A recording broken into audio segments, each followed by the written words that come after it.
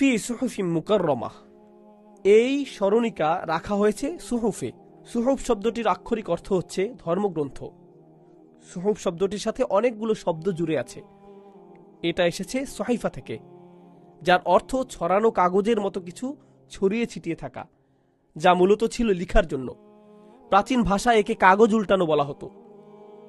তাহলে আল্লাহ মূল কোরআনকে লাউহে মাহফুজে রেখেছেন, এটা সেখানেই আছে। এটা এতটাই উঁচুতে, আর এই সব লোকেরা এতটা নিচে আছে যে তারা যেহেতু এটা মানতে চাইছে না, তাদেরকে আর এটা দেওয়ার জন্য উদ্গ্রীব হবার প্রয়োজন নেই। এটা তাদের থেকে এতটাই উঁচুতে যে তারা এর যোগ্য নয়।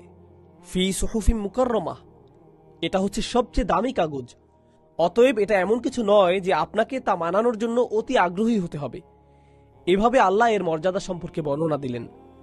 কোরআনের প্রতিটি আয়াত, কোরআনের মাধ্যমে ইসলামের দাওয়াত, কাফিরদের এই অহংকারের চেয়ে অনেক উঁচুতে এর অবস্থান, যে আমরা তাদের কাছে ভিক্ষা করব, তাদের হাতে পায়ে ধরব যেন তারা ইসলাম গ্রহণ করে। এই জিল্লার মনোভাব, এই শক্তিহীন মনোভাব কেবলমাত্র তাদের হতে পারে মুসলিমদের প্রতি। জিল্লাতিন আলা আল মুমিনিন, তাই না? আল্লাহ বলছেন তারা শক্তিহীন হয়ে পড়ে যখন তারা বিশ্বাসীদের সাথে কথা বলে। আমাদের কোনো জিল্লা থাকবে না যখন আমরা কাফিরদের সাথে মোকাবেলা করব। আমরা যখন দাওয়াত দেব আমরা শক্তিহীনতা দেখাবো না।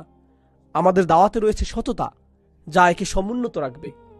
তো আমরা এখানে বিরতি নিচ্ছি। সুবহানাকা আল্লাহুম্মা ওয়া বিহামদিকা আশহাদু আল্লা ইলাহা ইল্লা আনতা নাস্তাগফিরুকা ওয়া নাতুবু ইলাইক। আমার মনে হয় আপনারা এই বিষয়গুলো নোট নিলে ভালো হবে। প্রথম বিষয় হচ্ছে কাল্লা ইন্নাহা তাযকিরাহ। এই আয়াতে তাযকিরাহ শব্দটি স্মরণ বোঝাতে সবচেয়ে শক্তিশালী শব্দ। এটা আসলে এমন শব্দ, তাযকিরাহ শব্দটি দিয়ে এমন কাউকে বোঝায় যে স্মরণ না করে পারে না। কিন্তু এখানে গুরুত্বপূর্ণ হলো কেন কোরআনে একে আত্মস্মরণ বলা হয়েছে। কোনো খবর, তথ্য বা জ্ঞান না বলে স্মরণ কেন? জ্ঞান তো সবসময় নতুন থাকে, কিন্তু স্মরণ করা হয় এমন কিছু যা পুরনো। যা স্মরণ করা হয় তা আপনি ইতিমধ্যেই জানেন। তাহলে কোরআন যদি নতুন ওহী হয়ে থাকে, তাহলে কেন একে স্মরণিকা বলা হচ্ছে? এই শব্দটি এখানে আরও ব্যাপক অর্থে ব্যবহৃত হয়েছে। তা হল সব মানুষই পৃথিবীতে আসার আগে আল্লাহ তাআলাকে স্বীকার করেছে যে আল্লাহ আযজা ওয়া জাল্লাই হচ্ছেন তাদের রব। আল্লাহ আযজা ওয়া জাল্লা আমাদেরকে জিজ্ঞেস করেছিলেন, এটা আছে সূরা আরাফে, আলাস্তু বিরব্বিকুম, আমি কি তোমাদের রব নই? ক্বালু বালা শাহিদনা, আমরা সাক্ষ্য দিচ্ছি অবশ্যই, কেন নয়? তো এটা এমন একটা বিষয়, আমরা মানুষেরা যার ব্যাপারে আগে থেকেই অবগত। মানুষের ফিতরাতেই এটা রয়েছে। আমরা আল্লাহ আযজা ওয়া জাল্লার প্রতি বিশ্বাস নিয়েই জন্মেছি। তার নির্দেশনা অনুসরণ করা, এটা আমাদের মধ্যে প্রকৃতিগতভাবেই আছে। আমরা আমাদের এই স্বভাবকে ভুলে গিয়েছি, যা রাসূলুল্লাহ সাল্লাল্লাহু আলাইহি ওয়াসাল্লাম ফিতরাত সংক্রান্ত হাদিসে উল্লেখ করেছেন। কুল্লু মাউলুদুন ইউলাদু আলাল ফিতরাহ, কুল্লু মাউলুদুন ইউলাদু আলাল ফিতরাহ। এটা আমরা আরবাঈনা নাবাবিতেও পাই, ইমাম নববীর 40 হাদিসের সংকলনে। প্রত্যেক নবজাতকই জন্ম নেয় কিছু ফিতরাত বা স্বভাব নিয়ে। আল্লাহ এই ফিতরাতের ব্যাপারে বলেন, ফিতরাতুল্লাহ আল্লাতী ফাতারান নাসি আলাইহা। এটা মানুষের এমন ধরন যা আল্লাহ তাআলা প্রত্যেক মানুষের মধ্যে দিয়ে দিয়েছেন। এখন এই ফিতরাতের ব্যাপারে নবীজি সাল্লাল্লাহু আলাইহি সাল্লাম বলেছেন, বয়সের সাথে সাথে আপনার সংস্কৃতি, পরিবারের ধর্ম, তারা তাকে ইহুদি বানায়, তারা তাকে খ্রিস্টান বানায়, তারা তাকে মাজুসি বানায় ইত্যাদি। এই সকল ধর্মের লোকেরা তাদের পরিবেশকে আপনার উপর চাপিয়ে দিয়েছে। কিন্তু আপনার ফিতরাতে কি ছিল? ইসলাম, আল্লাহর কাছে আত্মসমর্পণ। তাহলে কোরআন এখানে আপনাকে আপনার ফিতরাতের দিকে ডাকছে। এটা আপনাকে এমন কিছুর স্মরণ করিয়ে দিচ্ছে যা ইতিমধ্যেই আপনার অন্তরে ছিল। এজন্য একে বলা হয় তাযকিরাহ। এখন তাযকিরা দিয়ে কে লাভবান হবে? যার মধ্যে তার ফিতরাতের কিছু অংশ বাকি রয়েছে। মনে করুন আপনার মনে কিছুটা আলো অবশিষ্ট রয়েছে, তখন কোরআনের আলো আসলো, এই দুই আলো একসাথে মিলে গেল, একে বলা হয় নূরুন আলা নূর, আলোর মধ্যে আলো। কিন্তু এখানে যে লোকদের কথা বলা হচ্ছে তাদের কোনো আলো ছিল না। আল্লাহ বলছেন তাদের মধ্যে নিজেদের পরিশুদ্ধ করার কোনো ইচ্ছাই ছিল না। তারা মনে করে তাদের আর কোনো কিছুরই প্রয়োজন নেই। তারা মনে করছে না যে তাদের কোনো রব দরকার। তাহলে তাদের মধ্যে নিজেদের পরিশুদ্ধ করার কোনো ইচ্ছাই নেই। অর্থাৎ যদি এত শক্তিশালী স্মরণিকাও কোনো প্রভাব ফেলতে না পারে, তাহলে এদের দিয়ে আর কোনো আশা নেই। এদের নিয়ে এত ভেবো না, কারণ তাদেরকে কোনো ছোট বার্তা দেয়া হয়নি। যখন আপনি কাউকে কোনো কিছু বোঝাতে চান কিন্তু তারা আপনাকে বিশ্বাস করে না, তারা আপনার কথা গ্রহণ করে না, আপনি মনে করতে পারেন হয়তো আমি তাদেরকে ঠিকভাবে বোঝাতে পারছি না, হয়তো এই বিষয়গুলি আরও ভালোভাবে বলা যেত, যদি আমি সুন্দরভাবে বোঝাতে পারতাম হয়তো তারা বিশ্বাস করত। কিন্তু আল্লাহর কথায় নবীজি আত্মবিশ্বাস পেলেন সাল্লাল্লাহু আলাইহি সাল্লাম। কখনো এমনটি ভাববে না, কখনো ভাববে না যে তোমার কথায় কোনো গলদ আছে। এটা তো তাযকিরা, এটা হচ্ছে সবচাইতে শক্তিশালী স্মরণিকা। তাহলে কারো যদি এটা শুনেও কোনো লাভ না হয়, তাহলে এটা তোমার সমস্যা নয়, এটা তাদের সমস্যা। কাল্লা ইন্নাহা তাযকিরা ফামান শাআ যাকারা। যে সত্যিই চায় সে একে মনে রাখবে, নিজের মধ্যে একে ধারণ করবে এবং এ থেকে উপকৃত হবে। এবার আল্লাহ আযজা ওয়া জাল্লা এর সুউচ্চ অবস্থান সম্পর্কে অবগত করছেন। কিভাবে এটা এত শক্তিশালী, এটা কোথা থেকে এসেছে, কিভাবে এটা শুধু মানুষের তাযকিরা নয়, এই স্মরণ কেবল একজন মানুষ অপর মানুষকে করবে তাই নয়, এই স্মরণ আল্লাহর পক্ষ থেকে এসেছে। ফি সুহুফিন মুকাররমা, এমন পত্রে যা মহান বা মহিমান্বিত, সম্মানিত। মুকাররমা আরবি ভাষায় তাকরিম থেকে এসেছে। মারফুআতিন, একে সুউচ্চ করা হয়েছে। মুতাহহারা, পবিত্র করা হয়েছে।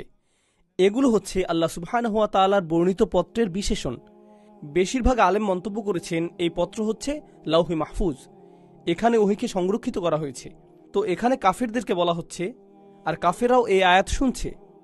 মনে রাখবেন মক্কি যুগের কোরআন দাওয়াতের মাধ্যমও বটে, তারাও এটা শুনছে। তাহলে তাদেরকে জানানো হচ্ছে যে তারা এই পবিত্র নির্ভুল প্রমাণ্য শুনতে পাচ্ছে, যা সুউচ্চ জায়গায় সংরক্ষিত আছে, যা সর্বোচ্চ নিরাপদ জায়গায় আছে। তারা যে এটা শুনতে পারছে এটাই তাদের আসার জন্য যথেষ্ট হওয়া উচিত। কিন্তু যদি এটাও আপনার মধ্যে কোনো প্রভাব রাখতে না পারে, তাহলে কি আপনার মধ্যে প্রভাব রাখবে? তাহলে এই কথায় আসলে তার সুমহান বাণীকে মহিমান্বিত করা হয়েছে এবং কাফেরদেরকে ছোট করা হয়েছে। মনে আছে আমরা আগে বলেছিলাম যে তারা তাকে খুবই সাধারণভাবে নিয়েছিল, আর নবীজি সাল্লাল্লাহু আলাইহি সাল্লাম তাদেরকে খুব গুরুত্বের সাথে নিয়েছিলেন, যেন তারাই কর্তৃত্বের আসনে। এবার আল্লাহ ইসলামের বার্তা দিয়ে ইসলামের নবীকে আধিপত্য দিলেন। বিআইদি সাফারা, এটা হস্তান্তর করা হয়েছে, এটা রয়েছে সাফারার হাতে। সাফারা শব্দটি আরবি ভাষার চমৎকার একটা শব্দ। এর অর্থ লেখক। এর অর্থ মূলত সিফর শব্দটি দিয়ে বোঝায় এমন বই যা উন্মোচন করে। তো এরা হচ্ছে সেই সাফারা যারা কোরআনের নথি রাখে বা লাউহে মাহফুজের নথি রাখে এবং নবীদের কাছে তা প্রকাশ করে আলাইহিমুসসালাম। এটা এই আয়াতের একটি ব্যাখ্যা। কিছু আলেম মন্তব্য করেছেন এখানে তাদের কথা বলা হচ্ছে যারা কোরআনকে সংরক্ষণ করেছেন, অর্থাৎ সাহাবীদের মধ্যে পাণ্ডুলিপি লেখকদের, তাদেরকেও বলা হয় সাফারা। নবীদের পাণ্ডুলিপি লেখক সুহুফি ইব্রাহিম ও মুসা, এটা কোরআনে আছে, এরাও সাফারা। তবে বেশিরভাগ আলেমের মতে এখানে ফেরেশতাদের কথা বলা হচ্ছে এবং এর ভাষাও এই মতটিকে সমর্থন করে। কারণ পরবর্তী শব্দগুলো দেখলে আমরা পাই কিরামিন বারারা। বারারা শব্দটি চমৎকার। বারার শব্দটি বার শব্দের বহুবচন। বার শব্দের মাঝে আলিফ নেই। এই শব্দের আরেকটা বহুবচন রয়েছে যা হলো এতে আলিফ আছে। এখন বার অর্থ কল্যাণ, এর মানে এমন কিছু যা অনেক বেশি ভালো। এই শব্দটি দিয়ে ভালোর আধিক্য বোঝাচ্ছে, এমন কিছু যা অনেক বেশি ভালো। আবার শব্দটি দিয়েও ভালো বোঝায়, কিন্তু এটা বার শব্দের মতো শক্তিশালী নয়। এখন বার শব্দের বহুবচন হলো আবরার। অতাওয়াফানা মাআল আবরার, এটা হচ্ছে বার শব্দের সাধারণ বহুবচন। আবরার শব্দটি দিয়েও ভালো বোঝায়, কিন্তু এটা বার শব্দের মতো শক্তিশালী নয়। এখন বার শব্দের বহুবচন হলো আবরার। ওয়াতাওয়াফানা মাআল আবরার, এটা হচ্ছে বার শব্দের সাধারণ বহুবচন। আর শক্তিশালী বহুবচন হচ্ছে বারারা, যেটা এখানে ব্যবহৃত হয়েছে। ভাষাতত্ত্বের একটি মতে বারারা হচ্ছে জামউ কাসরা আর আবরার হচ্ছে জামউ কিল্লাহ। বারারা হচ্ছে বহুবচনের আধিক্য বোঝাচ্ছে, আবরার শব্দটি ততটা শক্তিশালী নয়। আর এটা ফেরেশতাদের ক্ষেত্রে প্রযোজ্য হবে, কারণ ফেরেশতাদের ধার্মিকতার চেয়ে মানুষের ধার্মিকতা অনেক কম, কারণ তারা সবাই ধার্মিক। অতএব কিরামিন বারারা, তারা সবাই ধার্মিক, তাদের পুরো সবাই ধার্মিক। আর বার শব্দটি বেশি শক্তিশালী শব্দ। এ থেকে বোঝা যায় যে এখানে ফেরেশতাদের কথা বলা হচ্ছে। আল্লাহ তাআলাই অধিক জানেন। তবে বেশিরভাগের মত এটি যে এরাই ফেরেশতাদের মধ্যে অধিক সম্মানিত এবং ধার্মিক। তাহলে যে লোকদের মাধ্যমে এই ওহী নাজিল করা হয়েছে বা যাদের মাধ্যমে এটা নাজিল করা হয়েছে, প্রথমত এটা খুবই সুউচ্চ, এটা সম্মানের, এটা মহিমান্বিত, এটা পরিশুদ্ধ, এটা পরিষ্কার। তার উপর তারা হলেন ফেরেশতাদের মধ্যে উপরের সারির, কারণ তাদের কথা আলাদাভাবে এসেছে। আর তারা হলেন সবচেয়ে সম্মানিত বারারা। তোমাদের কুরাইশদের জন্যই এই কথা বলা হচ্ছে, তোমাদেরকে এটা বলা হচ্ছে। অতএব তোমরা যদি এটা অনুধাবন না করো তাহলে এটা তোমাদের ক্ষতি, আর কারো নয়। তোমাদের কারণে নবীজি সাল্লাল্লাহু আলাইহি সাল্লামের বিন্দুমাত্র আক্ষেপের কিছু নেই। এ কারণেই আল্লাহ আজ্জা জাল্লা প্রতিনিয়ত বারংবার তার নবীকে মনে করিয়ে দিচ্ছেন সাল্লাল্লাহু আলাইহি সাল্লাম, ফালাআল্লাকা বাখিউন নাফসাকা আলা আথারিহিম। তুমি কি আক্ষেপ করে নিজেকে মেরে ফেলবে? তুমি কি অতিরিক্ত আক্ষেপে পড়ছো তাদের মুসলিম না হবার কারণে? ইল্লাম ইউমিনু, যদি তারা মুসলিম না হয় তুমি কি আক্ষেপে নিজেকে শেষ করে দেবে? নবীজি সাল্লাল্লাহু আলাইহি সাল্লাম প্রচণ্ড আক্ষেপে পড়ছিলেন, কেননা এই সূরার শুরুতেই আমরা দেখতে পাচ্ছি তার কাঁধে ছিল পৃথিবী সমান বোঝা। আল্লাহ সুবহানাহু ওয়া তাআলা প্রতিনিয়ত তার বোঝাকে হালকা করে দিচ্ছিলেন।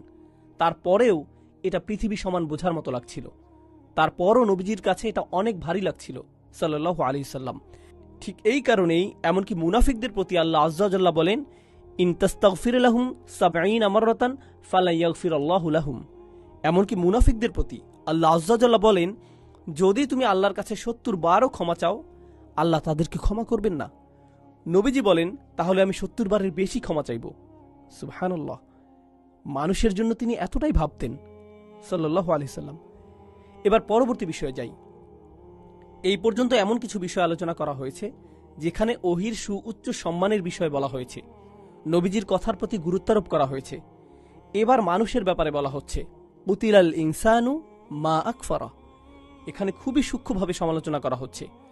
আরবি ভাষায় এভাবে খুব সূক্ষ্মভাবে তিরস্কার করা হয়, মানুষ মরে যাক, মানুষের ধ্বংস হোক।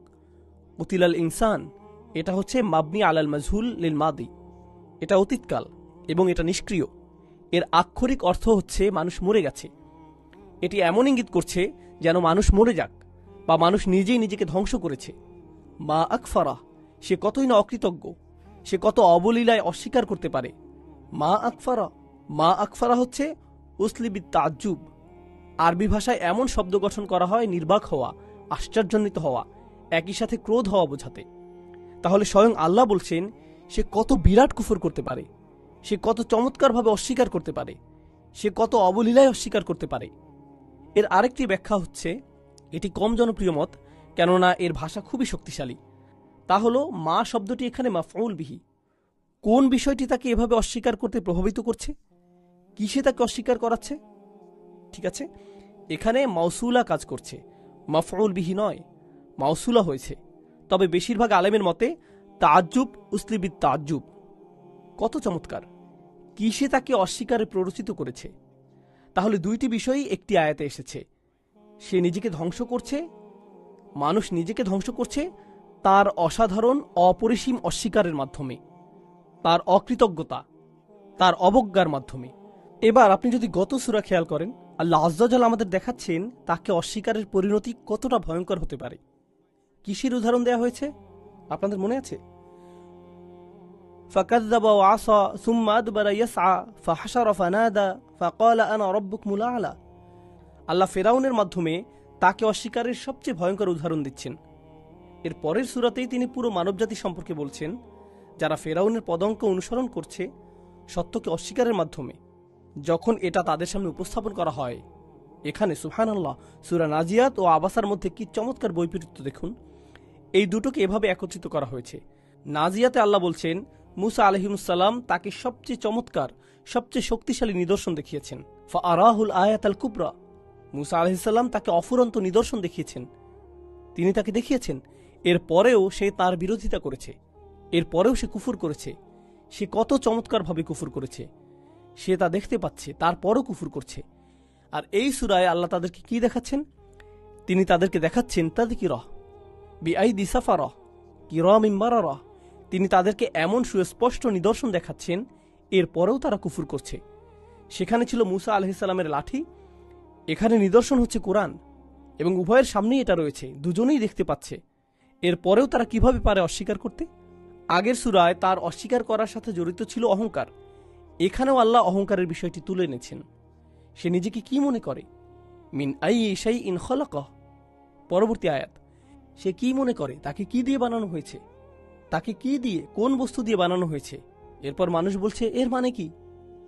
মিন নুতফাতিন খলাকাহু ফাকাদ্দারাহ, নোংরা শুক্রাণু থেকে, এমন নোংরা শুক্রাণু থেকে লোকজন লজ্জায় যা কাপড় থেকে ধুয়ে ফেলে।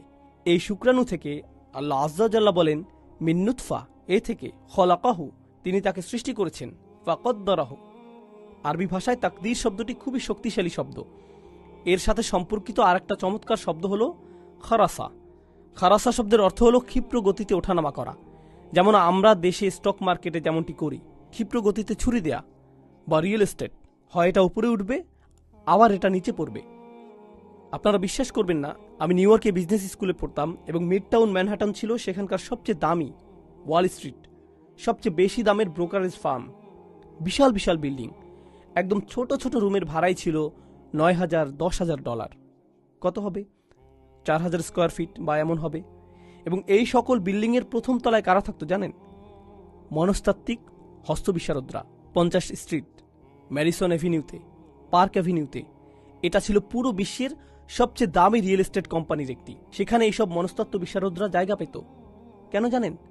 কারণ সেই সব কোটি কোটি ডলারের এক্সিকিউটিভরা যখন বিরাট দান মারতে যেত, তারা যখন এই স্টক সেই স্টক নিজেদের টাকা লগ্নি করতে যেত, তারা কি করত? তারা সেই সব হস্তবিশারদদের কাছে যেত। আমার কি রঙের টাই পরা উচিত, আমার মোজা কি আমার জুতার সাথে মিলেছে, এরকম আর কি।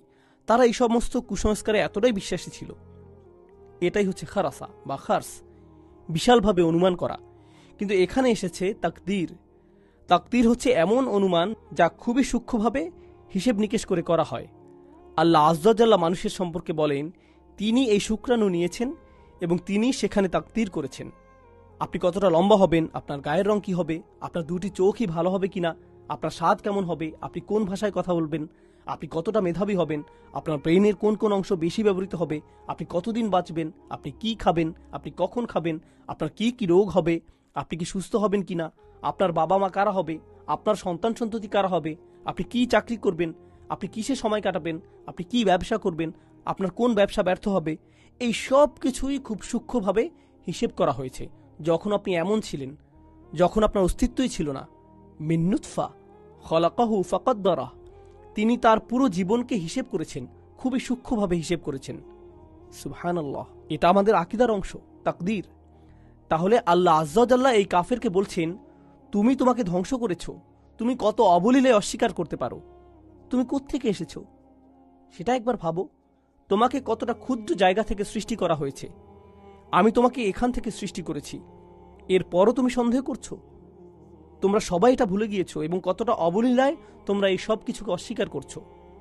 এর বিপরীতে সূরা নাজিয়াতের বর্ণনাটি দেখুন। সেখানেও আল্লাহ মানুষকে তার অবস্থান সম্পর্কে বলছেন। সেখানে তিনি বলছেন, ওয়া আনতুম আশাদ্দু খালকান আমিস সামা বানাহা, তোমাকে বানানো কি বেশি কঠিন কিছু, নাকি এই সুউচ্চ আকাশমণ্ডলী? রাফা আসামকাহা ফাসাওয়াহা, তাহলে আমাদের সাথে আকাশের তুলনা করা হয়েছে। এখানে আমাদেরকে, আমরা কোত্থেকে এসেছি তার সাথে তুলনা করা হয়েছে, নুতফা থেকে। সুবহানাল্লাহ। এবং এই জায়গাতেই আল্লাহ অহংকারকে চূর্ণ করেছেন আলাদাভাবে। এরপর তিনি বলছেন, সুম্মা সাবিলা ইয়াসসারা, এটা বিশেষভাবে সেই পথ যা আল্লাহ মানুষের জন্য তৈরি করেছেন, তিনি তার জন্য সহজ করেছেন। আলেমগণ মন্তব্য করেছেন, এটা হচ্ছে সেই পথ সাবিল যার মাধ্যমে সন্তান মায়ের গর্ভ থেকে বের হয়ে আসে। তুমি কি নিজেই এই রাস্তা তৈরি করেছো?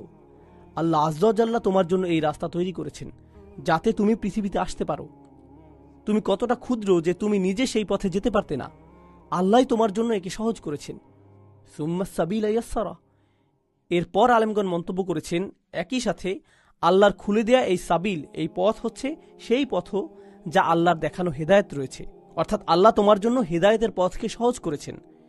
তিনি তোমাদেরকে নবীজির সাহচর্য দিয়েছেন, পরিষ্কার ওহী নাজিল করেছেন, খুব শক্তিশালী স্মরণিকা দিয়েছেন। তিনি তোমাদের মধ্যে সহজাত প্রবৃত্তি দিয়েছেন। এই হেদায়েতের পথে পৌঁছানোর জন্য কত কিছু আল্লাহ দিয়েছেন, অনেক কিছু আল্লাহ তোমার জন্য সহজ করে দিয়েছেন। এরপরও তুমি অস্বীকার করতে পারো? এত কিছুর পরেও এত অবলীলায় তুমি সবকিছুকে অস্বীকার করে জীবনে পথ চলছো যেন কিছুই হয়নি। সুম্মা সাবিলা ইয়াসসারা। এরপর আল্লাহ আযজা জাল্লা বলছেন, সুম্মা আমাতাহু ফাআকবারাহ, তোমার জন্য সেই পথকে সহজ করার পরে, পৃথিবীতে চলার পথ সহজ, হেদায়েতের সহজ পথ, জীবনের প্রতিটি ধাপকে সহজ করার পর, সুম্মা আমাতাহু, এরপর তিনি তাকে মৃত্যু দেন। তুমি নিজে তোমার মৃত্যু ঘটাতেও পারো না, তুমি মনে করেছো তোমার জীবনের নিয়ন্ত্রণ তোমার হাতে? তোমার মৃত্যুর নিয়ন্ত্রণই তো তোমার হাতে নেই। ফা আকবরাহু, এরপর তিনি তাকে কবরে পাঠান, তিনি তাকে কবরস্থ করেন। ফা আকবরাহ, তার মৃত্যুর পর। আরবিতে কবর শব্দ দিয়ে বোঝায় পৃথিবীতে প্রবেশ করা। অতএব যদি তোমাকে পুড়িয়ে ফেলাও হয় এবং তোমার ছাই বাতাসে উড়িয়েও দেওয়া হয়, কিংবা যদি তোমাকে তিমি মাছ খেয়ে ফেলে, পরিশেষে সব প্রাণী নিঃশেষ হবে। নিঃশেষ হয়ে কোথায় যাবে? পৃথিবীতেই। সবকিছুই পৃথিবীতেই পুনরায় ফিরে আসবে। ফা আকবরাহ, তুমি কবরস্থ হও বা না হও, ভেসে যাও বা যাই হোক, পরিশেষে তোমাকে পুনরায় পৃথিবীতেই ফিরে আসতে হবে। তাহলে তুমি নোংরা কিছু থেকে পৃথিবীতে এসেছিলে, নুতফা, এমন কিছু যা তুমি তোমার কাপড় থেকে মুছে ফেলো, ময়লা। ফা আকবরাহু, আল্লাহ মানুষকে এমন অবস্থার মধ্যে ফেলেছেন। এরপর তিনি বলেন সুম্মা ইযা শাআ, এরপরে, এর অনেক পরে, যখন তাকে কবরস্থ করা হবে, তারপর কি হবে? যখন তিনি চাইবেন। ইযা শাআ, শি'তুম নয়, যখন তুমি চাইবে তখন নয়, যখন তিনি চাইবেন। আনশারাহ, এটা ফেলে মাজি তাওকীদের জন্য, গুরুত্বারোপের জন্য, বা বা কি বলে এটাকে, দৃঢ় বিশ্বাস বা নিশ্চিতভাবে। হ্যাঁ, শব্দটা হবে নিশ্চিতভাবেই। সুম্মা ইযা শাআ আনশারাহ, যখন তিনি চাইবেন। তিনি হঠাৎ করেই সবাইকে পুনরুত্থিত করবেন। এখানে ইযা শব্দটি দিয়ে সাথে সাথে বোঝাচ্ছে, সাথে সাথেই তিনি পুনরুত্থিত করবেন, কোনো ঘোষণা ছাড়াই। এই যে আমরা বড় হই, শিশু থেকে বয়স্ক হই একটা প্রক্রিয়ার মধ্য দিয়ে, কিন্তু আমাদের পুনরুত্থানের ক্ষেত্রে কি কোনো প্রক্রিয়া আছে? না, এটা সাথে সাথেই হবে। সুম্মা ইযা শাআ আনশারাহ, তাহলে এই সব কিছুর জন্য তিনি তোমাকে যে সময় দিয়েছেন, তাহলে সময় থাকতেই তুমি শুধরে যাও, কারণ সময় শেষ হয়ে আসছে। যখন তুমি শেষ হয়ে যাবে, তিনি তোমাকে আবার পুনরুত্থিত করবেন। আরবি ভাষায়, বিশেষ করে কোরআনে, পুনরুত্থানের ব্যাপারে 3টা শব্দ ব্যবহৃত হয়। আহইয়া, কিছু মরে যাওয়া, এরপর আবার জীবন ফিরে পাওয়া। বাআসা শব্দটি দিয়ে 2টা জিনিস বোঝায়, কিছু জাগানো এবং তাকে সামনে এগিয়ে নিয়ে যাওয়া। অর্থাৎ আল্লাহ আমাদেরকে জাগিয়ে তুলবেন এবং আমাদেরকে সেই স্থানে পাঠাবেন যেখানে আমাদের থাকার কথা। নাশারা শব্দটির আক্ষরিক অর্থ হল কিছু ছড়িয়ে দেয়া। যেমন নাশারাল মাইয়িতু নুশরান, আরবিতে এমন একটা কথা আছে, অর্থাৎ ফসল তোলা হয়েছে। এর মানে হলো অবশিষ্ট অংশ জমিতে পড়ে রয়েছে, এগুলো আটি বাঁধা অবস্থায় নেই, ছড়িয়ে রয়েছে। আল্লাহ বলেন তিনি আপনাকে জাগিয়ে তুলবেন এবং ছড়িয়ে দেবেন, অর্থাৎ সকল মানুষ ছড়িয়ে ছিটিয়ে সেই ভূমিতে, সেই মাঠে একত্রিত হবে, হাসরের মাঠে, যেখানে আমাদের একত্রিত হবার কথা। সুবহানাল্লাহ। তো সুম্মা ইযা শাআ আনশারাহ, এরপর আল্লাহ আযজা ওয়া জাল্লা আবার বলছেন কাল্লা, কাল্লা, না, একদমই না। আল্লাহ নিশ্চিতভাবেই বলছেন এটা অবশ্যই সত্যি। কাল্লা লাম্মা ইয়াকদি মা আমারাহ, তার ন্যায় বিচার এখনো সম্পূর্ণ হয়নি, তিনি এখনো সম্পূর্ণ করেননি। আরবি ভাষায় কদা শব্দটি দিয়ে বোঝায় দায়িত্ব পালন করা, এমনভাবে দায়িত্ব পালন করা যাতে আপনার দায়িত্ব শেষ হয়ে যায়, আপনার কাজ শেষ। বুঝতে পারছেন? আপনার এই কাজটি করার কথা ছিল, আপনি করেছেন, আপনার কাজ শেষ, আপনার আর কোনো দায়িত্ব নেই। এটাই হচ্ছে কদা। বুঝছেন? তাহলে আল্লাহ তাআলা বলছেন মানুষ তার দায়িত্ব পালন করেনি এখন পর্যন্ত, অর্থাৎ মানবজাতি এই পৃথিবীতে এত বছর ধরে আছে, আর এত বছর ধরে মানুষ এখনো তার দায়িত্ব সম্পন্ন করেনি। লাম্মা, লাম নয় বরং লাম্মা, এখনো নয়। এখানে তারাজ্জি এসেছে, এর পরেও আশা আছে। কেবল লাম্মা শব্দটির কারণে এখানে বোঝা যাচ্ছে এখনো আশা আছে। তিনি যা করতে নির্দেশ দিয়েছেন সে তা করেনি, তার রব যা করতে বলেছেন আমারাহু, তিনি অর্থাৎ আল্লাহ যা নির্দেশ দিয়েছেন সে এখনো তা সম্পন্ন করেনি। এখনো পর্যন্ত এতবার মনে করিয়ে দেওয়ার পরেও, স্মরণ করিয়ে দেওয়ার পরেও সে এখনো আর দায়িত্ব পালন করেনি। সুবহানাল্লাহ। সূরার শেষ পর্যায়ে এসে এটা খুবই শক্তিশালী একটা মন্তব্য। এত কিছুর পরেও এখনো আপনার জন্য আশা আছে, আপনি এখনো তা সম্পূর্ণ করেননি, তারপরেও আপনার জন্য আশা আছে। লাম্মা ইয়াকদি মা আমারাহ, এরপর আল্লাহ আযজা জাল্লা বেশ ইতিবাচক ভাষায় শক্তি যোগাচ্ছেন। যদি এত কিছু তোমাদের জন্য যথেষ্ট না হয়, তাহলে এই নাও তোমাদের জন্য আরও কিছু নির্দেশিকা। ফালইয়ানজুরিল ইনসানু ইলা তুআমিহি, তাহলে মানুষ খুব সূক্ষ্ম দৃষ্টিতে তার খাবারকে পর্যবেক্ষণ করুক, সত্যি সত্যি তার খাবারের দিকে তাকাক, খুব সতর্ক দৃষ্টিতে। আপনার প্লেটের খাবারের দিকে তাকিয়ে একটু চিন্তা করুন, আল্লাহ কেন চাচ্ছেন যে আপনি খাবারের দিকে তাকান? এটা মনে করিয়ে দেওয়ার জন্য যে আপনার দায়িত্ব আছে। কাল্লা লাম্মা ইয়াকদি মা আমারাহ ফালিয়ানজুরিল ইনসানু ইলা তুআমিহি। মানুষ এখনো সম্পন্ন করেনি, মানুষ এখনো তার দায়িত্ব সম্পন্ন করেনি যা আল্লাহ তাকে নির্দেশ দিয়েছেন। সে একবার যেন তার খাবারের দিকে তাকায়। এ দিয়ে তিনি কি বোঝালেন? দেখুন আল্লাহ এরপর কি বলছেন। আর হ্যাঁ, বলে রাখি, আরবি ভাষায় তোয়াম শব্দটি আকাল এর বিপরীত। আকাল দিয়ে যে কোনো ধরনের খাবার বোঝায়, তোয়াম দিয়ে কেবল মানুষের খাবার বোঝায়।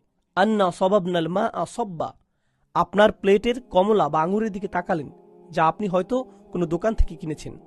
আল্লাহ বলছেন তিনি উপর থেকে পানি বর্ষণ করেছেন। সব শব্দটি দিয়ে বোঝায় কারো উপর বালতি দিয়ে পানি ফেলা। তাহলে আল্লাহ বিশাল বালতি দিয়ে বৃষ্টির পানি বর্ষণ করেছেন। বাংলা ভাষায় এভাবে বলা যায়, আল্লাহ খুব ভারী বর্ষণ করেছেন, যাতে আমরা পানির পর পানি দিয়ে ভেসে গিয়েছি। আন্না সবাবনাল মা আসব্বা, আমরাই এই পানি বর্ষণ করেছি। সুম্মা শাককনাল আরদা শাক্কা, শক শব্দটি দিয়ে বোঝায় এমনভাবে কিছুকে কেটে খুলে ফেলা বা ছিঁড়ে ফেলা, যা আপনি কিছু জিনিসকে কখনোই কেটে খোলার কথা ভাববেন না। যখন আপনি সেই সব জিনিসকে এভাবে কেটে খুলবেন, সেক্ষেত্রে শক শব্দটি ব্যবহৃত হবে। উদাহরণস্বরূপ, আল্লাহ আকাশ বর্ণনা করতে গিয়ে শক শব্দ ব্যবহার করেছেন। আমরা তো আকাশকে কেটে খোলার কথা ভাবি না। আল্লাহ ইনশিকাক শব্দটি পাথরের ক্ষেত্রে ব্যবহার করেছেন। আমরা পাথর কাটার কথা ভাবি না, কিংবা পৃথিবীকে কেটে খোলার কথা ভাবি না। এগুলো বিশাল জিনিস যা আমরা কখনোই কাটার কথা ভাবি না। আপনি পেপার ক্লথের কথা ভাবেন বা চামড়া কাটার কথা ভাবেন, এগুলোকে আপনি কাটার কথা ভাবেন। কিন্তু আল্লাহ বলেন তিনি পৃথিবীকে কেটে বের করবেন, কেটে খুলে দেবেন। সুম্মা শাকাকনাল আরদা শাক্কা। আরেকবার লক্ষ্য করুন কিভাবে এখানে গত সূরার সাথে মিল রয়েছে। আল্লাহ গত সূরার সাথে এখানে মিল রেখেছেন। গত সূরায় নাজিয়াতে আল্লাহ বলছেন, ওয়াল আরদা বা'দা যালিকা দাহাহা আখরাজা মিনহা মাআহা ওয়া মারআহা। তিনি তার সাথে মিল রেখে বলছেন তিনি পৃথিবীকে আপনার জন্য মসৃণ করেছেন। এরপর বলছেন তিনি এ থেকে চারণভূমি সৃষ্টি করেছেন, তিনি এ থেকে পানি বের করেছেন, চারণভূমি বের করেছেন। এবার তিনি আরও খোলাসা করেছেন, যেন তিনি এই দুইটি আয়াতের তাফসির করেছেন এই সূরায়। তিনি বলেছেন, সুম্মা শাকাকনাল আরদা শাক্কা ফাআমবাতনা ফিহা হাব্বা। তিনি যখন একে কেটে বের করলেন, খুললেন, তিনি এখানে অঙ্কুরোদ্গম ঘটালেন। তিনি উৎপাদনের ব্যবস্থা করলেন। কিসের? হাব্বান, শস্যের। এই শব্দটি কোনো কিছুর খুব নিখুঁতভাবে বৃদ্ধি হওয়া বোঝায়। এটি এমন শিশুর ক্ষেত্রেও ব্যবহৃত হয় যে খুব তাড়াতাড়ি বড় হয়ে পরিপক্ক হয়ে গিয়েছে। ফাআমবাতা হানাবাতান হাসানান ওয়া কাফফালাহা যাকারিয়া। তাহলে এটা মারিয়াম আলাইহিস সালামের ক্ষেত্রেও ব্যবহৃত হয়েছিল। একই শব্দ ব্যবহৃত হয়েছে। যেমনিভাবে আপনি একটি চারা গাছের যত্ন নেন, ভালোভাবে যত্ন নিলে এটা তাড়াতাড়ি বেড়ে ওঠে, তার পরিপক্কতাও এসেছিল তাড়াতাড়ি। তাই এখানে ইমবাত শব্দটি ব্যবহৃত হয়েছে। ফাআমবাতনা ফিহা হাব্বা ওয়া আইনাবা ওয়া কদবা। এবার দেখুন, এখানে সবচেয়ে গুরুত্বপূর্ণ সবজির কথা আগে এসেছে। হাব, শস্য, অর্থাৎ মূল খাদ্য। এখানে সব ধরনের শস্য অন্তর্ভুক্ত রয়েছে। এখানে মজার ব্যাপার হলো, প্রাচীন ভাষায় ভুট্টাকেও শস্যের মধ্যে ধরা হতো। প্রাচীন ভাষায় ভুট্টাকেও শস্য বলা হতো। তাই আগের কিছু অনুবাদে একে ভুট্টা হিসেবে অভিহিত করা হয়েছে। কিন্তু বর্তমানে আমরা যে ভুট্টা খাই, আসলে সেটা ভুট্টা নয়। আগে এভাবে অনুবাদ করা হতো, কিন্তু বর্তমানে আমরা যে ভুট্টা খাই, আসলে সেই ভুট্টা নয়, আগে এভাবে অনুবাদ করা হতো। অতএব একে শস্য বলাই শ্রেয়। যাই হোক, ওয়াইনাবান ওয়া কদবান।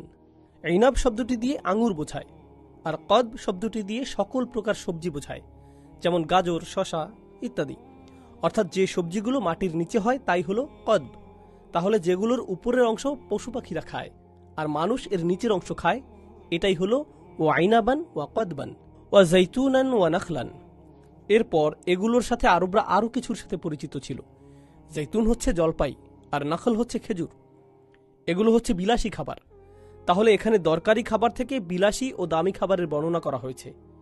এরপর ওয়া হাদাইকা ওয়া গুলবা, আরও বিলাসী বর্ণনা এসেছে।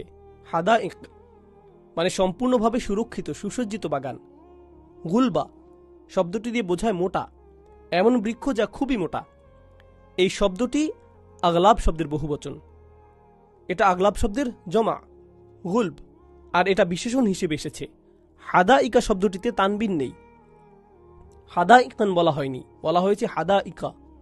এর কারণ হলো কিছু জম্মু তাকসির, কিছু ভগ্ন বহুবচন। সহজে বললে, বিশেষ করে যেগুলোতে আলিফ থাকে, আপনি সেগুলোতে তানবিন দিতে পারবেন না, আপনাকে ফাতহা দিতে হবে। কিন্তু গুলবান শব্দে এরকম কোনো বাধ্যতা নেই। তো যাই হোক, ওয়া হাদা ইকমা ওয়া গুলবা, এবং এমন বাগান যাতে রয়েছে মোটা বৃক্ষ যার ছালগুলো খুবই পুরো এবং এগুলোর শাখা প্রশাখা খুবই বিস্তৃত, অর্থাৎ খুবই বিশালাকার বাগান। অফাকিহাতিম ওয়া আব্বা, আরবি ভাষায় ফাকিহা শব্দটি দিয়ে বোঝায় সুস্বাদু ফল। প্রাচীন আরবিতেও এ দিয়ে বোঝায় সুস্বাদু ফল। ফাকিহা শব্দটি দিয়ে বোঝায় অত্যাধিক আনন্দিত হওয়া। আসলে আরবরা যখন কোনো সুস্বাদু ফল খেত তখন কি হতো? আহ, খুবই মজা।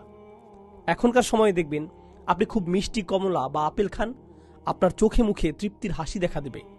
তো এই জন্যই বলা হয়েছে ফাওয়াকিহ বা ফাকিহা। ফাকিহীন শব্দটি দিয়ে জান্নাতের মানুষদেরকে বোঝানো হয়েছে। তারা অত্যাধিক আনন্দে আনন্দিত হবে। যখনই তারা কিছু খাবে তাদের চোখে মুখে বড় হাসি দেখা যাবে। ফাকিহিনা বিমা আতাহুম রব্বুহুম। যাই হোক, কিছু আলেম মন্তব্য করেছেন ফাকিহা দিয়ে খেজুর, ডালিম বা আঙ্গুরের মতো ফল ছাড়া অন্য খাবার বোঝায়।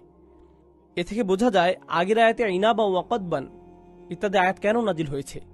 ওয়া আব্বা, আব শব্দটি দিয়ে বোঝা যায় ঘাস, সাধারণ অর্থে চারণভূমির ঘাস বা এই ধরনের সাধারণ শাকসবজি যা সকল পশু পাখি খেয়ে থাকে। তাহলে এই সব কিছুর মধ্যে প্রাণীর জন্য নির্দিষ্টভাবে একটি শব্দ এসেছে, কোনটি? আব্বা। আব্বা শব্দটি দিয়ে নির্দিষ্টভাবে প্রাণীদের জন্য বোঝাচ্ছে। এর বেশিরভাগই ব্যবহৃত হয়েছে মানুষের জন্য।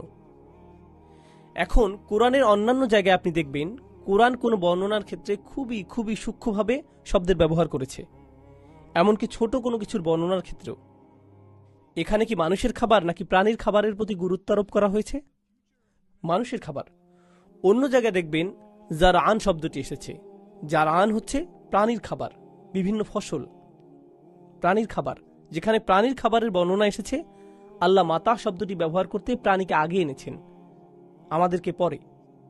এখানে আমাদের গুরুত্ব বেশি। তিনি বলছেন মাতা আল্লাকুম ওয়ালিয়ান আমিকুম, এটা তোমাদের জন্য ও তোমাদের গবাদি পশুর জন্য।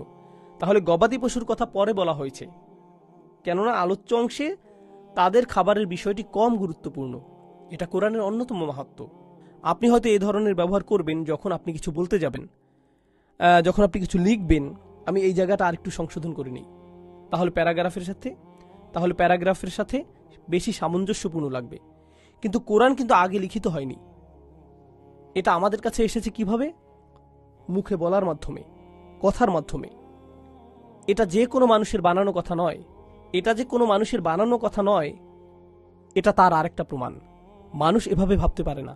আমার কথাগুলো আমি এভাবে সাজাবো, এ তারপর বি তারপর সি, কেননা গত সূরায় এখানে এ প্রথমে ছিল, তারপর দ্বিতীয়তে বি ছিল, শেষে বা তৃতীয়তে সি ছিল। আমরা যখন কথা বলি আমরা এভাবে ভেবে ভেবে কথা বলতে পারি না এভাবে। কিন্তু আল্লাহ আজ্জা জাল্লা তার কথাগুলোকে এমন জটিল সমীকরণে মিলিয়েছেন। সুবহানাল্লাহ তাআলা। মাতা আল্লাকুম ওয়ালিয়ান আমিকুম। তো এখানে গত সূরাটি ছিল মানুষের জন্য হুমকি স্বরূপ, নেতিবাচকভাবে বলা হয়েছে, কত বড় সাহস যে তুমি অস্বীকার করো। তুমি তোমার কবরে পৌঁছে যাবে, তারপরেও অস্বীকার করতে থাকবে। এই পথ এখানে আল্লাহ তিরস্কার করেছেন। কিন্তু এরপর সূরার শেষ পর্যায়ে এসে আল্লাহ বলছেন, কাল্লা লাম্মা ইয়াকদি মা আমারহ, সে এখনও তার দায়িত্ব পালন করেনি। অর্থাৎ এখানে কিছুটা হলেও আশা আছে। যেখানে আশা থাকে সেখানে ইতিবাচক স্বরেই বলা হয়। তাহলে লক্ষ্য করুন, তোমার খাবারের দিকে তাকাও, তুমি যা যা উপভোগ করো এগুলো সবই তুমি ও তোমার পালিত পশুর জন্য সৃষ্টি করা হয়েছে। সুতরাং তোমার কৃতজ্ঞতা বোধই তোমাকে ইসলামে দাখিল করাতে বাধ্য। কেবল কোরআনের বাণী নয় বা তোমার নিজের বোধ নয়, তুমি যে খাবার খাও তার প্রতি কৃতজ্ঞ হলেও তো তুমি ইসলাম গ্রহণ করবে। দ্বিতীয়বার আল্লাহ আমাদেরকে বোঝাচ্ছেন। সুবহানাল্লাহ। তো পরিশেষে যদি এটাও তোমাদের জন্য যথেষ্ট না হয়, তাহলে তোমার জানা উচিত যে কেন তোমার কৃতজ্ঞ হওয়া উচিত। পরিশেষে ইনদার। তাহলে এখানে বিভিন্ন প্রকারের সতর্কতা দেয়া হচ্ছে, আর এটা হচ্ছে শেষ সতর্কবার্তা। ফাইদা জাআতিস সাখা, গত সূরার সাথে সম্পর্কিত আরেকটি আয়াত। গত সূরায় আমরা পড়েছি ফাইদা জাআতিত তাম্মাতিল কুবরা। আমি আপনাদেরকে বলবো কেন এখানে কুবরা শব্দটি ব্যবহৃত হয়েছে। সেই সূরায় শব্দের কিছু সৌন্দর্য ও মাহাত্ম্যের ব্যাপারে আমি তখন বলিনি, আমি ভেবেছি যে এখন বলবো। দেখুন, গত সূরায় ফেরাউন বলেছিল আনা রব্বুকুম আল আলা, তার কিবির ছিল। আল্লাহ কিভাবে তাকে ধ্বংস করলেন? আল্লাহ তাকে পানিতে ডুবিয়ে দিলেন। আল্লাহ তাকে তম্মা দিলেন। তম্মা হচ্ছে এমন ধ্বংস, এমন বিপর্যয় যা আপনাকে চারপাশ থেকে ঘিরে ধরে। কিন্তু দুইটির তুলনা করলে সেই বিপর্যয় তো কিছুই নয়। আরেকটি বিপর্যয় আসছে। এটা এতই বড় যে এটা মানুষকে চারিপাশ থেকে ঘিরে ধরবে। তাই তিনি বলেন তম্মা আল কুবরা। সেই প্রেক্ষাপটে এখানে এই সূরাটি শুরু হয়েছে এমন কিছু লোকের বর্ণনা দিয়ে যারা অহংকারী। এরা ওহীকে হালকাভাবে নেয়। তারা শুনেও না শোনার ভান করে। মূলত তারা শোনার ভান করে কিন্তু আসলে শুনে না। এরপর একজন আছে যে আসলেই শুনতে চায়। এবার আল্লাহ আজ্জা জাল্লা একটি হুমকি দিয়ে সূরাটি শেষ করেছেন। ফাইদা জাআতিস সখা, যখন সেই আর্তচিৎকার আসবে। সখা হচ্ছে এমন চিৎকার, এমন ভয়াবহ চিৎকার যে ব্যক্তি এর আশেপাশে থাকবে, যার কানে এটা প্রবেশ করবে, তারা বধির হয়ে যাবে। এটা বধির হয়ে যাওয়ার মতো প্রকট চিৎকার। তাহলে আপনি এখন এই সতর্কতা শুনে না শোনার ভান করতে পারেন। আপনি এখন ওহীকে এড়িয়ে যেতে পারেন। তবে জেনে রাখুন, সখা আসছে এবং সেটা কিন্তু আপনি কোনোভাবে এড়াতে পারবেন না। এটা কিছুটা কাব্যিক শব্দচয়ন বলা যায়, যেভাবে সূরাটি শুরু হয়েছে। সুবহানাল্লাহ। ফাইদা জাআতিস সখা ইয়াউমা ইয়াফিরুল মারউ মিন আখিহি, যেই দিন, সেই লোকের জন্য। মার শব্দটি দিয়ে এমন লোককে বোঝাচ্ছে। মার ও রজুল শব্দের পার্থক্যটা একটু পরে বলছি ইনশাআল্লাহ। এমন লোক পালিয়ে যাবে, দৌড়ে পালাবে। আরবি ভাষায় দৌড়ের জন্য কয়েকটা শব্দ আছে, রহাবা, আবাকা, ফাররা। ফাররা শব্দটি ব্যবহৃত হয় যখন আপনি কোনো কিছু দেখে ভয়ে দৌড়ে পালান। ফাররা শব্দটি ব্যবহৃত হয় যখন আপনি কোনো কিছু দেখে দৌড়ে পালান ভয়ে। আপনি রাস্তা দিয়ে হাঁটছেন, হঠাৎ দেখতে পেলেন একটা বুনো কুকুর রাগে গজরাচ্ছে এবং আপনার দিকে এগিয়ে আসছে। এই অবস্থায় আপনি দৌড়ে পালালেন। একে বলা হবে ফাররা। কিন্তু যখন আপনি দৌড়ে ব্যায়াম করছেন, সেটা কিন্তু ফিরার নয়। যখন আপনি আপনার শত্রুকে দেখে দৌড়াচ্ছেন, সেটা হলো ফিরার। বুঝতে পারছেন? এখন ইয়াউমা ইয়াফিরুল মারউ, মানুষ প্রচণ্ড ভয়ে দৌড়াবে, প্রচণ্ড ভয় পেয়ে দৌড়াবে। কার থেকে? মিন আখিহি, তার নিজের ভাই থেকে। এ তার ভাইয়ের দিকে তাকাবে, সে তার ভাইকে দেখে প্রচণ্ড ভয় পাবে। এখন যখন আপনি কাউকে দেখে প্রচণ্ড ভয় পেয়ে যান, আপনি কোথায় গিয়ে আশ্রয় খোঁজেন? নিজের ভাইয়ের কাছে, আপনার মায়ের কাছে, আপনার বাবার কাছে, আপনার পরিবারের কাছে। অর্থাৎ আপনার বিপদ থেকে বাঁচতে এদের কাছে গিয়ে আশ্রয় নেন। আল্লাহ ঘটনাটা ঘুরিয়ে বলছেন, সেদিন মানুষ কার কাছ থেকে দৌড়ে পালাবে? ইয়াফিরুল মারউ মিন আখিহি, প্রচণ্ড ভয়ে নিজের ভাইয়ের কাছ থেকে, প্রচণ্ড ভয়ে নিজের ভাইয়ের কাছ থেকে পালাবে। সুবহানাল্লাহ। কেন এমনটি হবে? প্রথমত আপনার ভাই, আপনার পরিবার। কিছু আলেম বেশ শক্তিশালী মন্তব্য করেছেন, আপনার পরিবারের সাথে আপনি সবচেয়ে বেশি সময় কাটিয়েছেন। মানুষ একে অপরের সাথে বাস করে, সে কার সাথে বেশি সময় থাকে? তার নিজের পরিবার। আর যখন আপনি কারো সাথে যত বেশি সময় থাকবেন, আপনার তার হক নষ্ট করার সম্ভাবনা ততটাই বাড়তে থাকবে, কারণ আপনি তার সাথে বেশি সময় ধরে আছেন। সুতরাং যার সাথে আমার কোনোদিন দেখাই হয়নি, তার সাথে ভালো ব্যবহার করা আমার জন্য সহজ, কিন্তু আমার কাজিনের সাথে সেটা করা কঠিন। কেননা যখনই আমরা কথা বলি, যখনই আমাদের দেখা হয়, আমাদের ঝগড়া লাগে। যখন আমার আম্মা ডাকেন, আমার আব্বা ডাকেন, আমি মেজাজ হারিয়ে ফেলি, ঝগড়া লেগে যায়, তাই না? তাহলে মানুষের হক নষ্ট করার কাজটি কোথায় বেশি হয়? পরিবারে। এটা পরিবারেই বেশি হয়। স্বামী স্ত্রীর হক নষ্ট করে, বাচ্চাদের হক নষ্ট করে, পিতামাতার হক, ভাইদের হক। তাহলে যখন সে এদেরকে দেখবে, তারা কি বলবে? ও, তুমি তো আমার ভাই, এসো, আমরা তো এক পরিবারের, যা হওয়ার হয়েছে বাদ দাও, এসো। না, কেউ এসব পাত্তা দেবে না। ওয়াতাকাত্তাআত বিহিমুল আসবাব, সকল সম্পর্কই সেদিন ছিন্ন করা হবে। কে কার কি ছিল তা নিয়ে না ভেবে কি ভাববে? নিজের কথা।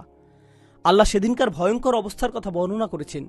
ইয়াউমা তাদহালু কুল্লু মুরদিআতিন আম্মা আরদাআত, প্রত্যেক মাই সে যাকে দুধ খাওয়াতো তাকে চিনবে না। আল্লাহ এমনকি বাচ্চা শব্দটি বলেননি, তিনি বলেছেন সে যাকে দুধ পান করাতো, যেন সে এখন আর চেনেই না। আম্মা আরদাআত, তিফলিহাত নয়, আনতিফলিহাত নয়। সুবহানাল্লাহ।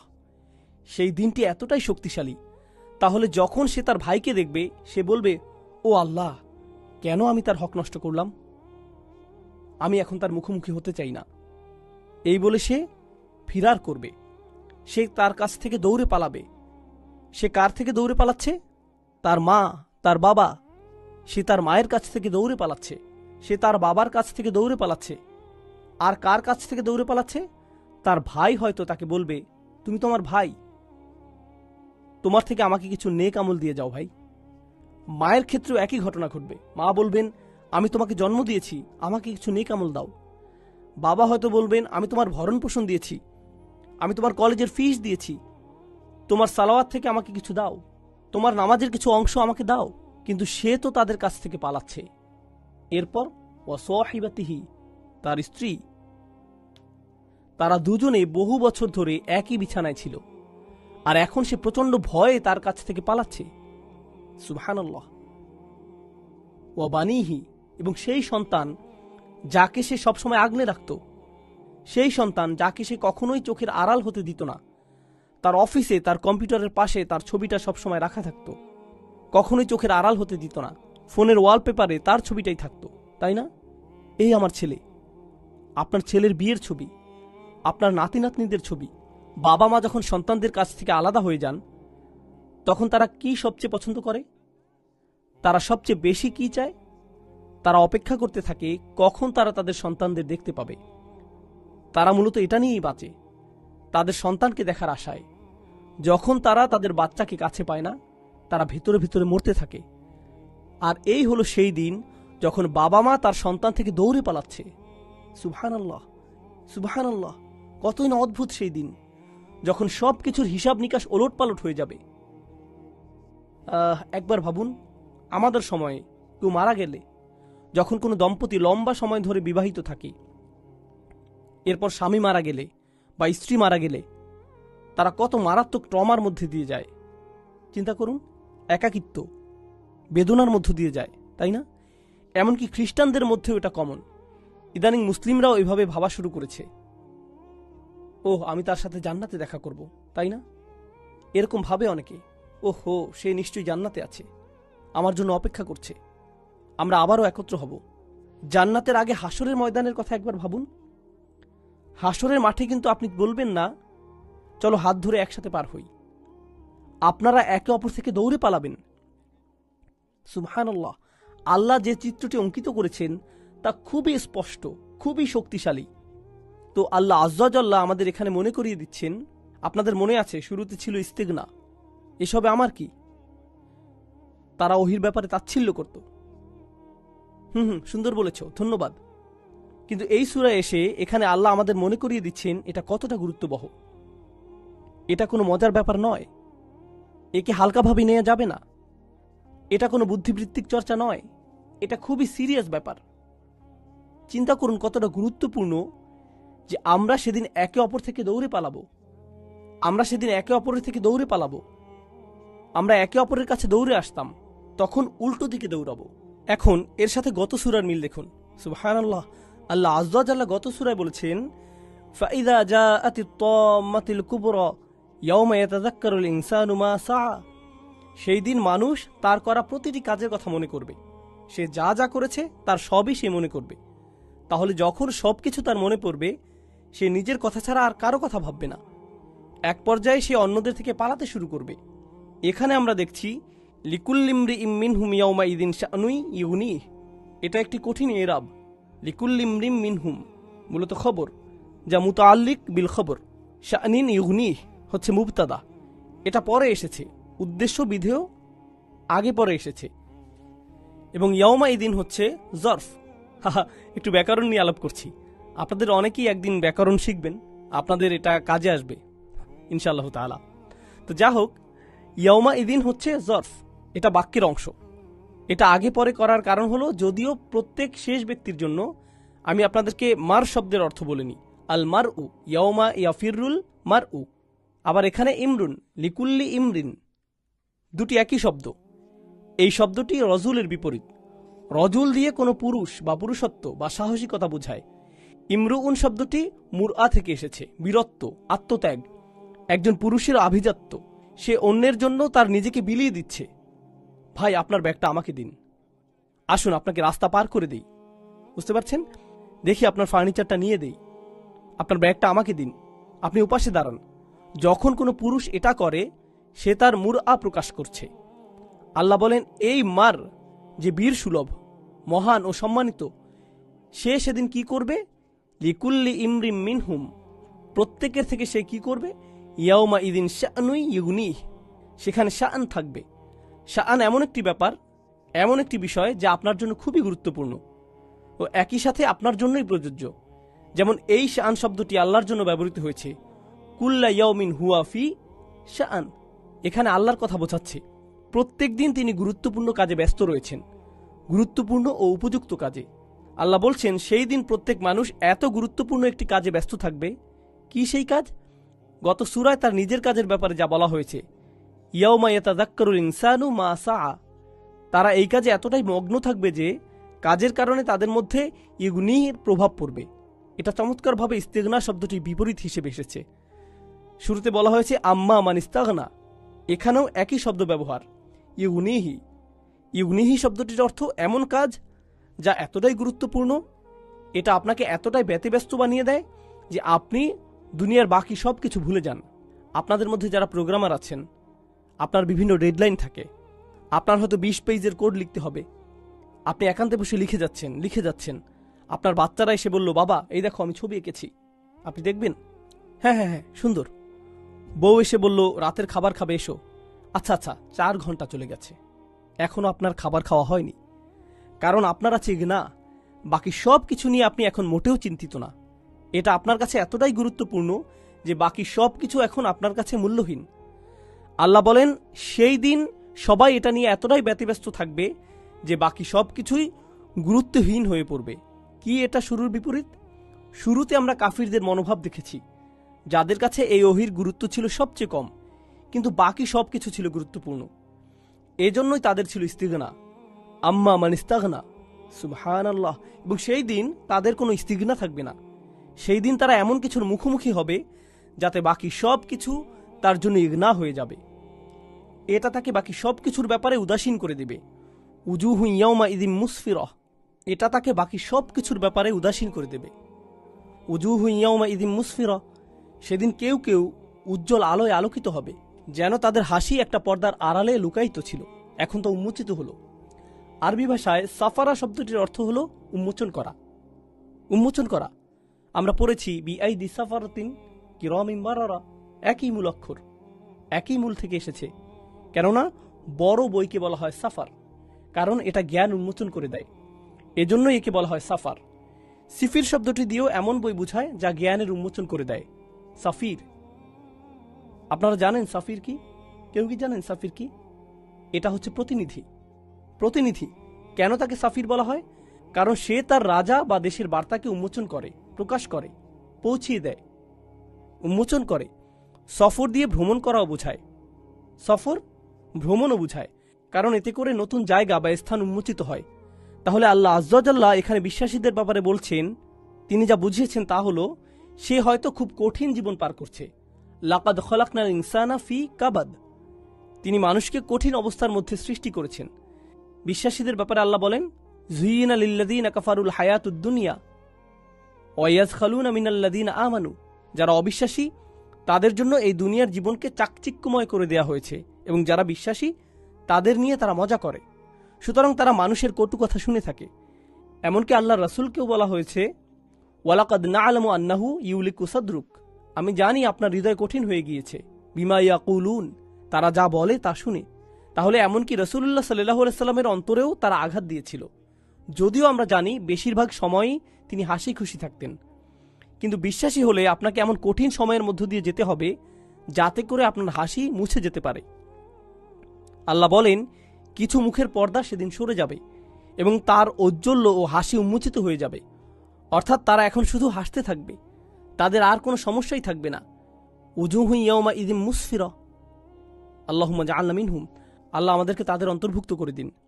দাহিকাতুম, সাধারণ আলো নয়, দাহিকা মানে হাসা, অত্যাধিক হাসা। আরবিতে হাসা মানে তাবাসসামা, তাবাসসামা মানে হলো হাসা। দাহিকাতুন মানে হচ্ছে আপনার দাঁত দেখা যাচ্ছে, আপনি হাসি থামাতে পারছেন না, এমনকি আপনার হাসির শব্দও শোনা যাচ্ছে। সেদিন কিছু মুখে এরকম হাসি দেখা যাবে। এখন আগের সূরাটি লক্ষ্য করলে দেখবেন অন্তর নিয়ে কথা এসেছে, কুলুবুন ইয়াওমাইযিন ওয়াজিফা আবসারুহা খাশিআ, সেখানে অন্তরের বর্ণনা দেয়া হয়েছে, চোখের বর্ণনা দেয়া হয়েছে। এই সূরায় মুখের বর্ণনা দেয়া হয়েছে। এই দুইটি সম্পর্কযুক্ত, তার ভেতরে কি হচ্ছে আর তার বাইরের বাহ্যিকভাবে কি হচ্ছে, একটির সাথে অপরটি সম্পর্কযুক্ত। সুবহানাল্লাহ। উজুহু ইয়াওমাইযিন মুসফিরা দাহিকাতুন মুস্তাবশিরা। আরবি ভাষায় ইস্তিবশার শব্দটি চমৎকার একটা শব্দ। এর অর্থ হলো কোনো ভালো সংবাদ শুনে চোখ মুখ পরিপূর্ণভাবে উজ্জ্বল হওয়া। এটা বিশির থেকে এসেছে, যার অর্থ হলো চামড়া। বাসার অর্থ হলো চামড়া বা খোসা ছাড়ানো, যেমন কমলা বা কলার খোসা ছাড়ানো ইত্যাদি। ইস্তিবশার হলো আপনি এতটাই খুশি যে এই আনন্দ আপনার মধ্যেই ছিল এবং আপনি এই সংবাদের অপেক্ষায় ছিলেন। সংবাদ পেয়ে আপনার দুঃখের পর্দা সরে গিয়েছে এবং আনন্দ উন্মোচিত হলো। এটাই হলো ইস্তিবশার। তাহলে প্রথমত উন্মোচিত হলো, এরপর মুস্তাবশিরা দিয়ে বোঝাচ্ছে আনন্দ বের হয়ে আসলো। দাহিকাতুম মুস্তাবশিরা ওয়া উজুহু ইয়াওমাইযিন আলাইহা গবারা। সেদিন এমন কিছু মুখ দেখা যাবে তাদের মুখে গবারা থাকবে। আরবি ভাষায় গবারা অর্থ হলো এমন ময়লা যা বাতাসে ভেসে কিছুর উপর পড়ে শক্ত হয়ে যায়, একে ধোয়াও কঠিন হয়ে যায়। তো এখানে গাবারা দিয়ে বলা হচ্ছে ময়লার স্তূপ কারো মুখের উপর পড়ে তার মুখ ময়লা হয়ে পড়েছে, বুঝছেন, এবং তাকে দেখে ময়লা ও কুশ্রী লাগছে। বুঝতে পারছেন?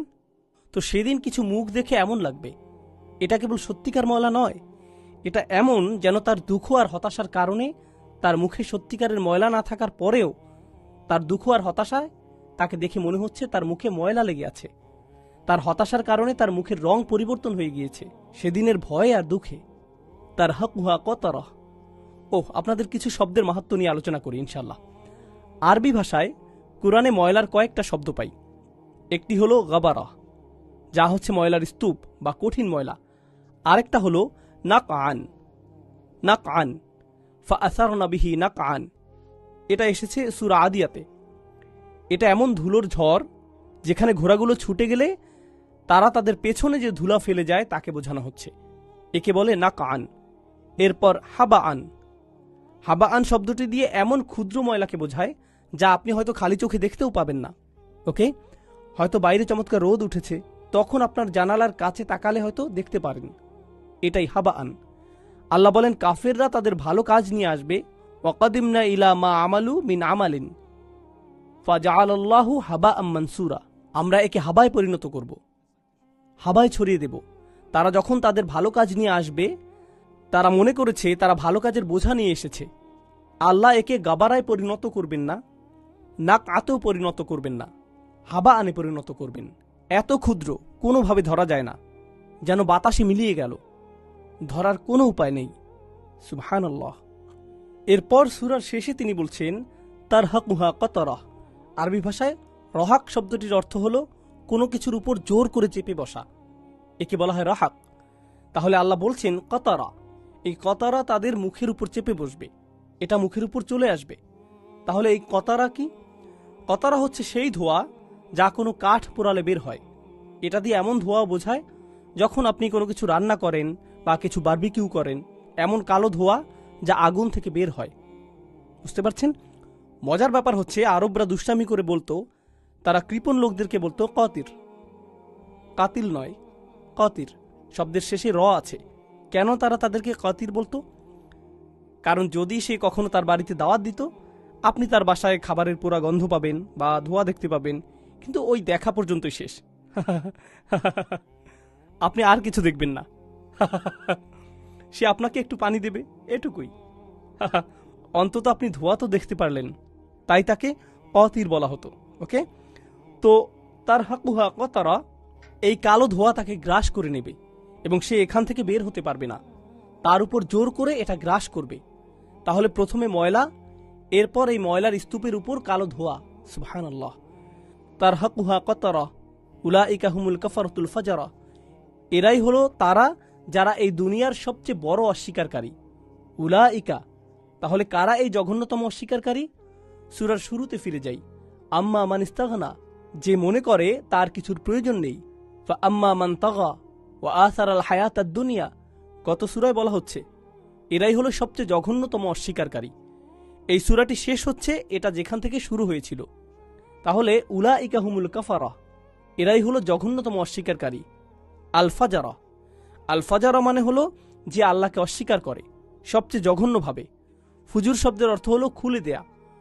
ফজরকে ফজর বলা হয় কারণ এটা অন্ধকারকে খুলে দেয়, এটা ছিঁড়ে ফেলে। তাহলে ফাজার তারা কেবলমাত্র পাপই করে না, তারা খোলাখুলিভাবে পাপ করে এবং বাজেভাবে করে। এমন না যে তারা 99% লাইন ক্রস করে, 1% বা অল্প কিছু। তারা পুরোপুরিভাবে গর্ব অহংকারের সাথে মানুষকে দেখায়, দেখো আমরা আল্লাহর অবাধ্য হচ্ছি, দেখো আমরা আল্লাহর অবাধ্য হচ্ছি, এতে আমরা কতই না খুশি। এটাই আল ফাজারা। ইনশাআল্লাহ তাআলা আমরা সূরার শেষে এসে পড়েছি, তবে আমরা আমাদের ঐতিহ্য ধরে রাখব। আরেকটি বিষয় আছে, কিভাবে এই সূরার শুরুর সাথে শেষের মিল করা হয়েছে। সূরার শুরুতে যাকারা ফি আউয়ালিহা সানাফাইন মিনান নাস, আমরা দুই ধরনের মানুষ দেখতে পাই। আম্মা মান ইস্তাগনা ফাআনতা লাহু তাসাদ্দা, অপরদিকে ওয়া আম্মা মান জাআকা ইয়াসআ ওয়া হুয়া ইয়াখশা ফাআনতা আনহু তালাহহা, আমরা এমন মানুষ দেখি যারা মনে করে তাদের কিছুর প্রয়োজন নেই, এবং এমন মানুষও পাই যে আল্লাহর ভয়ে নবীজি সাল্লাল্লাহু আলাইহি সাল্লামের কাছে দৌড়ে এসেছিলেন। সে আসলে ভয় পেয়েছিল, সে আত্মশুদ্ধি করতে চেয়েছিল, সে ওহীর মাধ্যমে নিজের আত্মশুদ্ধি করতে চেয়েছিল যাতে সে নিজেকে পরিশুদ্ধ করতে পারে। সূরার শেষে আল্লাহ বলছেন এই দুই ধরনের মানুষের সাথে কি ঘটবে। ঘটনা ঘুরে গেছে। যে দুনিয়াতে ভীত ছিল, পরিশেষে তার মুখে উজ্জ্বল হাসি দেখা যাবে। উজুহু ইয়াউমা ইযিম মুসফিরাহ দাহিকাতুম মুস্তাবশিরাহ, সে এখন ভয়ে জীবন কাটাচ্ছে, সতর্কভাবে চলছে। সে কি যথেষ্ট আল্লাহর আনুগত্য করতে পারছে? সে কি নিজেকে যথেষ্ট পরিশুদ্ধ করতে পারছে? ওহী থেকে সে কি যথেষ্ট উপকৃত হচ্ছে? পরিশেষে তার মুখে এত চওড়া হাসি দেখা যাবে যে সে সেই হাসি আর থামাতে পারবে না। দাহিকাতুম মুস্তাবশিরাহ, যখন সে তার আমলনামা দেখতে পাবে। আর যার মুখে এমন বড় হাসি দেখা যাচ্ছে এবং কোনো কিছুই সে সিরিয়াসলি নিচ্ছে না, ওই যে আদ-দুনিয়া সিজনুল মুমিনিন ওয়া জান্নাতুল লিল কাফির, বিশ্বাসীদের জন্য দুনিয়া হলো কারাগার আর কাফিরের জন্য জান্নাত। যে ইতিমধ্যেই এখানে তার জান্নাত পেয়ে গিয়েছে, তার মুখটা সেদিন কেমন দেখাবে? ওয়া উজুহু ইয়াউমা ইযিন আলাইহা গবারাহ তারহাকুহা কতরাহ উলাইকা হুমুল কাফারাতুল ফাজারা। সুবহানাল্লাহ। এরা কিভাবে ইসলামের বার্তাকে ও নবীজি সাল্লাল্লাহু আলাইহি সাল্লামের কাজকে অবজ্ঞা ও তাচ্ছিল্য করেছে, আর পরিশেষে কিভাবে আল্লাহ তাদের মুখকে অপমানিত করবেন। পরিশেষে আরেকটা বিষয় বলি, আরবি ভাষায় মুখের অপমানকে সবচেয়ে বড় অপমান হিসেবে ধরা হয়। যখন কারো মুখের কথা বলা হয় বা কারো মুখের ব্যাপারে নেতিবাচক কিছু বলা হয়, তখন তাকে সবচেয়ে বড় অপমান হিসেবে ধরা হয়। আরবি ভাষায় এই ব্যাপারটা রয়েছে। সূরাটির শেষে আল্লাহ তাকে তাদের ইস্তিগনার জন্য সবচেয়ে বাজেভাবে অপমান করেছেন। আল্লাহ আমাদেরকে ইস্তিগনা থেকে রক্ষা করুন এবং সত্যিকার ভাবেই আমাদের অন্তরে আল্লাহর উপর ভরসা করার তৌফিক দান করুন। এই স্মরণিকা থেকে যেন আমরা উপকৃত হতে পারি এবং আল্লাহ এখানে আমাদের সবাইকে যা আমরা শিখলাম তা থেকে উপকৃত হবার তৌফিক দান করুন। আল্লাহ আমাদেরকে এই সত্যের উপর চলার তৌফিক দিন এবং আমাদেরকে কবুল করুন। সুবহানাকা আল্লাহুম্মা ওয়া বিহামদিক নাশহাদু আল্লা ইলাহা ইল্লা আনতা নাস্তাগফিরুকা ওয়া নাতুবু ইলাইক। আসসালামু আলাইকুম ওয়া রাহমাতুল্লাহি ওয়া বারাকাতুহু।